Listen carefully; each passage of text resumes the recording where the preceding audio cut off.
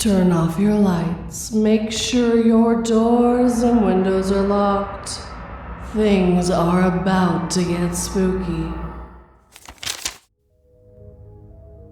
Your mommy was right to tell you never to talk to strangers. But a police officer isn't the same as a stranger, and your mommy wants me to bring you home right now.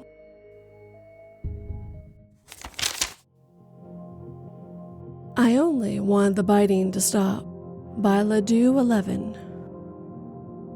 The icicles are melting. I'm looking out the rubber seal window, counting the diminishing seconds between each drip, drip, drip. I used to hate the cold. Now I'm drained the spring's thaw and that creep of summer. Here's why. I grew up in upstate New York where winter was long and harsh. As a kid, my family would spend a week in Florida around Christmas. I loved it so much, I planned on moving down there one day. I studied education because I could find work anywhere. When the time came, I applied for jobs in the Sunshine State, got a decent offer, and flew down to start my new life. No more snow, ice, bitter winds, gray skies, dark depression. I took a room in a modest 2-story house split into 2 units. On the ground floor lived a young family, mother, father, infant. Sometimes the baby cried all night. The upstairs I shared with a roommate. "I'm a bit of an ADHD case," he said when we met. The first morning in our shared kitchen, he talked nonstop. Everything a complaint, his voice a dull drone, but we got along enough.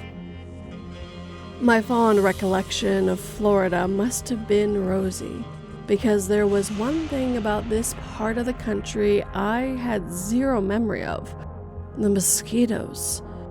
I know nobody likes mosquitoes, except for maybe entomologists and the bug repellent industry complex.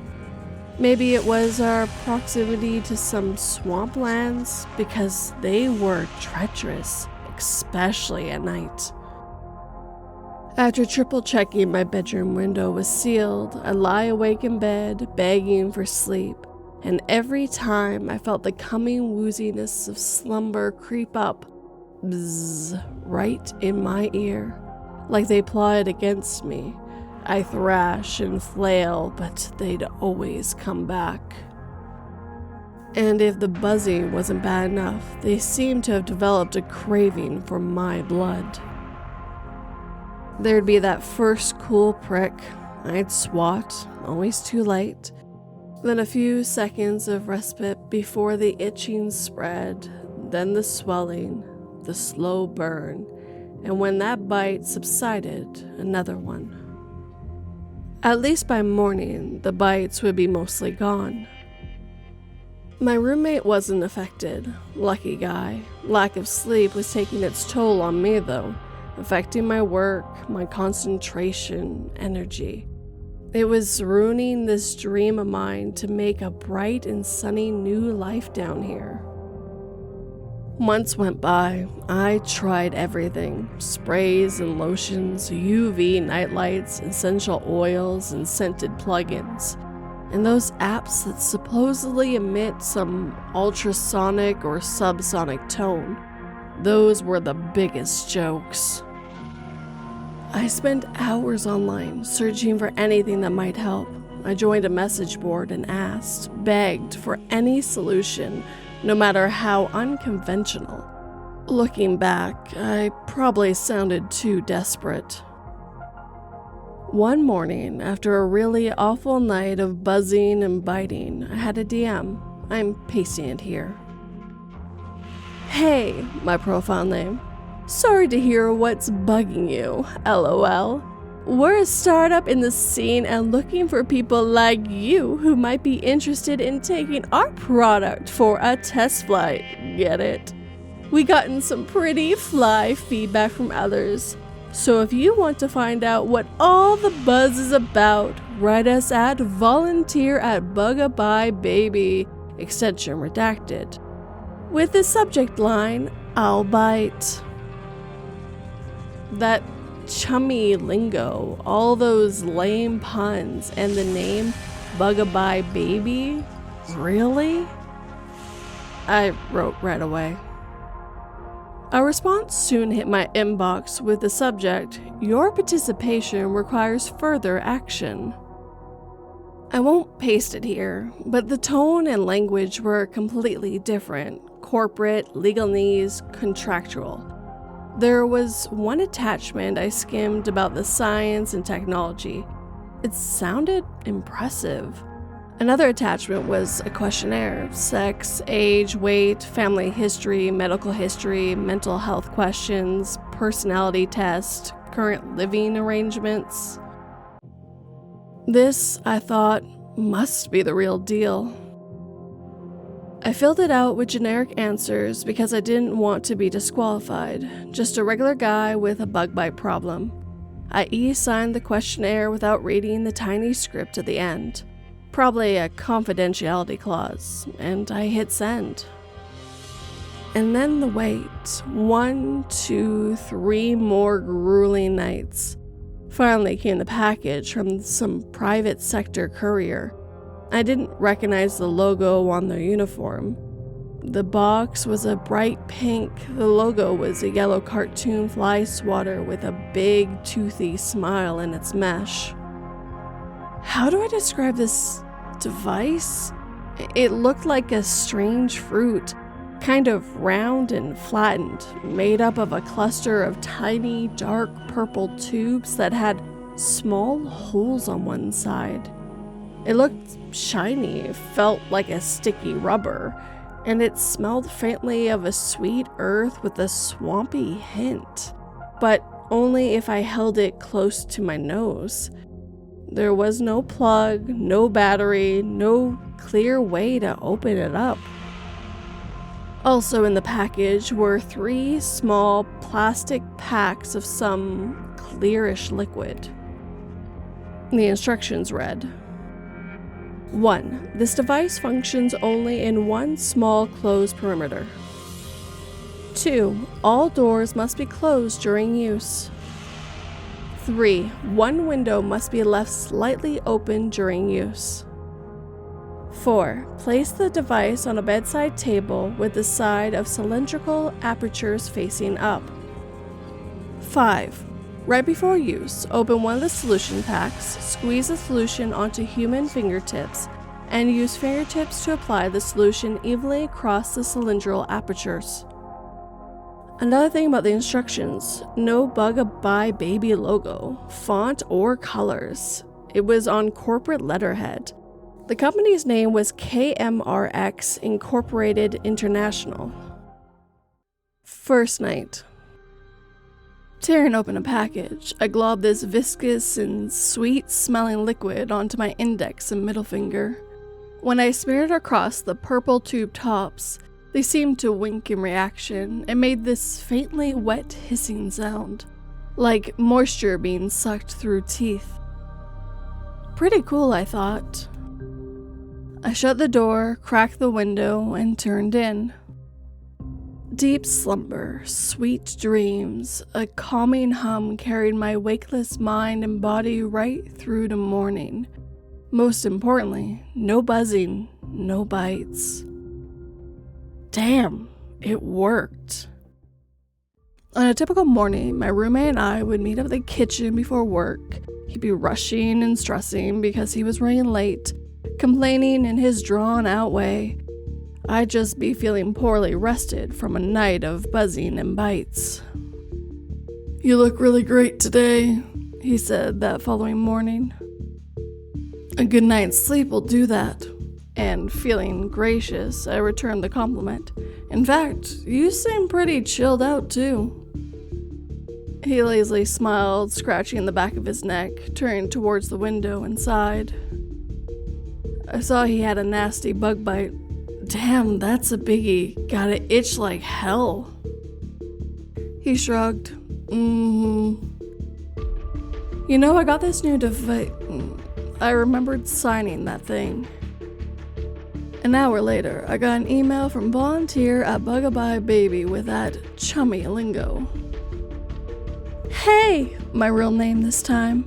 How's the test flight going? Just a friendly buzz to remind our team that what we're doing is tipsy-top secret. We won't want to have to swat you off our lucky list of volunteers.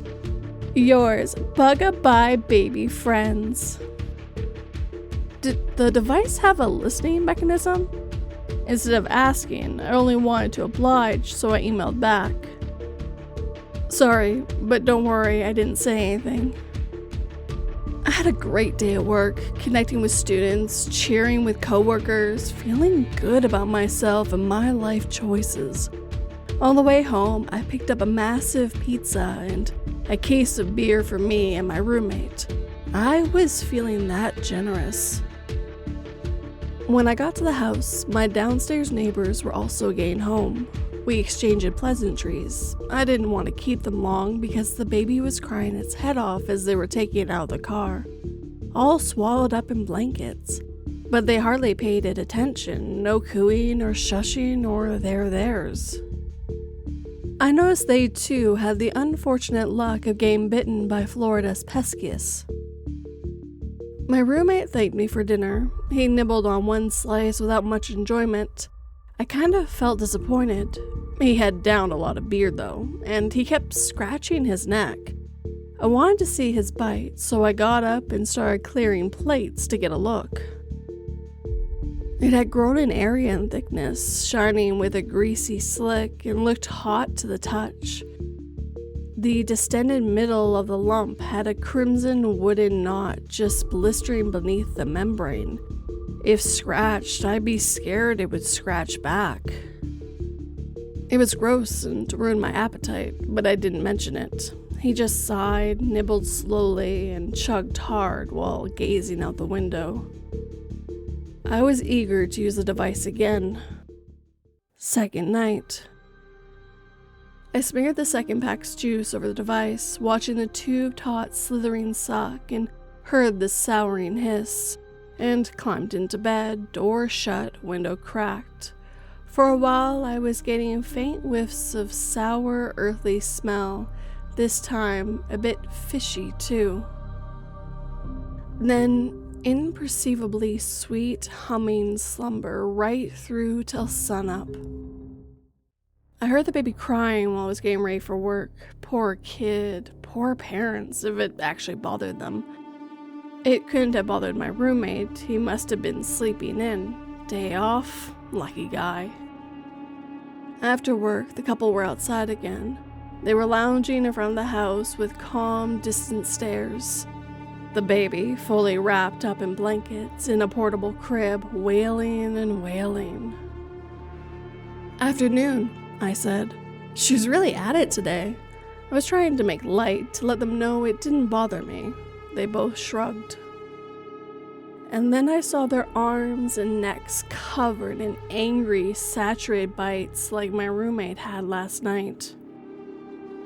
This made me curious about the device and the instructions emphasizing on one small closed perimeter. Being cautious against emailing them directly, I did a search for Bugabye Baby and found a site, a pink and yellow page with a bubbly font, corny writing, and cartoon logo, but no obvious links. I then searched KMRX Incorporated National, but found nothing. Back on the Bugabye Baby site, I tracked my cursor across the page, watching the bottom of my browser for a URL preview. I got a hit. Positioned close to the bottom right was a tiny icon, black or dark purple. A circle with 2 points sticking out the sides and a third out of the middle. Had I seen this before? With the cursor hovering over it, the URL preview showed up. Domain name, KMRX-INCL-2K1.3-4. Extension redacted. If you're wondering why all the extensions are redacted, I can only say I feel more comfortable this way. I clicked the link, proud of my net sleuthing abilities. There was mostly the same jargon from the first email's science attachment. Tech bros hyping about connecting people and global synergies and new world frequencies. It's all so disappointingly bland, generic, as if written by an LLM. No clear links, so I started tracking my cursor slowly across the whole page again. The site crashed, my screen went harsh white, my computer screeched out like a tortured fax machine. I closed the window, shut the web browser, powered down. Screw this, I thought. I put the thing in its box and in the closet, got into bed, hoping, praying it would be alright. All night buzzing, every 20 minutes another bite, no sleep. It was awful, but honestly, just another Florida night. There was a new chummy text waiting on my phone the next morning. Hey, my name. Now's not the time to buzz off with the trial. We're so close to swatting out our problems once and for all. Aren't you just itching to see this through? We are. And you know, contracts are sticky, lol. A text? I never given these people my phone. My roommate was banging around in the kitchen, talking himself as usual. Sort of. His voice diving the reaching nervous peaks, yammering incomprehensible half-phrases like the tweaked-out junkie pleading for a hit. I skipped breakfast and rushed out. Third night. I hesitated with the device, but the text message had freaked me. There was only one more package. I shut the door and cracked the window. With my fingers oozed up, I gave in to a sudden urge to sniff them and then to dab a bit of the goop onto the tip of my tongue. It was a thick, sugary water. Before dozing off, I had to stuff my face in the pillow to fend off the strong waft of sour, musky earth and ripe fish. I slept well, as expected, with the calming hum soothing my thoughts. In some distant background, I was aware of a baby's terrible cries or screams, but the hum made it all okay. But upon waking, something wasn't okay. Sirens were blaring. Looking out the kitchen window, I saw swirling emergency vehicle lights. I ran downstairs. My roommate was standing side by side with young parents, all scratching themselves, covered with gouged purplish abscents, the rest of their skin livid with jagged red streaks.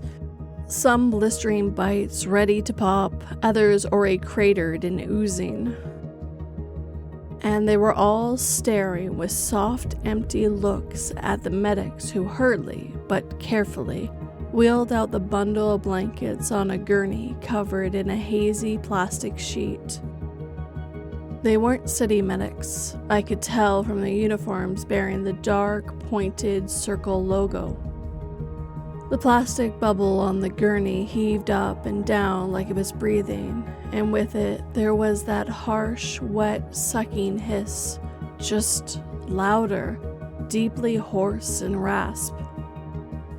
Then I saw through the plastic the baby, or what was the baby. How could I tell what it was? A small, amorphous mass of pulsating clumps. Thick, deformed red and purple globules of squishy matter, molted and oozing, heavy and hot. You couldn't make out head or limbs, let alone a face, until the scream, agonizing like a baby's cry and a dinosaur's screech. There I saw the gaping mouth, or where a mouth was. Now, though, the hazy plastic, a horrified purplish black maw broken open, wet and festering from the tumorous within mashup of flesh parts. I gagged, knees jellowed, the pavement rose up.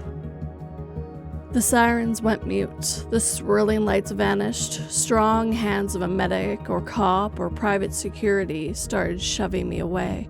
Off careened a dark, windowless van. I was back inside, in my room. I went at the device, the stench now a powerful, rotten fish ranked as if trying to repel me. I held the thing up to examine every angle, its wet, sticky surface stinging my fingertips. My ears rang with that familiar nightly hum sound. It was more than a sound, a feeling. I dug my nails into every crack of the thing to pry at the tubes. The humming got louder, vibrating more nervously in my gut, and began to transform into a searing buzz. I grabbed a pen and jammed it between the tubes, trying to leverage the thing apart. Footsteps rushed up the stairs, my roommates. I stabbed, the buzzing now high-pitched, scratching in my ears, my insides itching with a needling scrape. The footsteps closed in. I took one last hard stab. The door broke open. My roommate burst in just as I felt it crack. The buzzing and heat peaked, then stopped as my roommate dashed past me. He flung himself at the window, smashing the glass to hurtle through. He failed, sliding backwards, face and hands slashing, a red streak coming towards me, imploring me with something in his desperate, beaded eyeballs, jiggling out of their sockets. I dodged his bloody embrace. He spun in wild circles, hit the floor, flapping and kicking his limbs. I went to the window to call for help, the shards of broken glass that still clung to the upper frame, like a sharp icicle of my youth, dripping with hot blood. Some time blurred by. I think my roommate was put into an institution, but I could find no public record of this. The young couple moved away. I never found out if their baby went with them. I live in Canada now, way up in the Great North, teaching kids at a reservation. The layers and layers of thermal clothing and downing coats and hats and gloves and scarves are like a protective cover from the cold, from the elements, from the memories and sick feelings of what happened down south.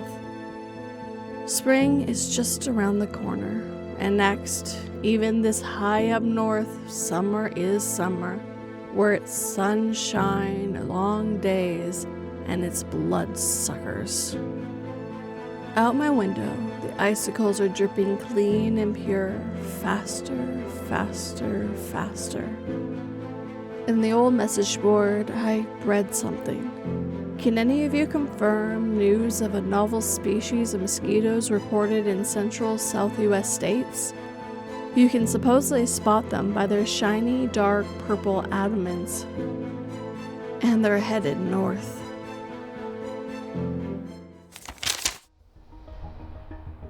To treat my increasingly painful headaches, I decided to try the finger tap technique, an alternate method of pain relief where you gently tap a specific part of your skull in a rhythmic pattern. Moments later, I felt something deep inside my skull tap back in response.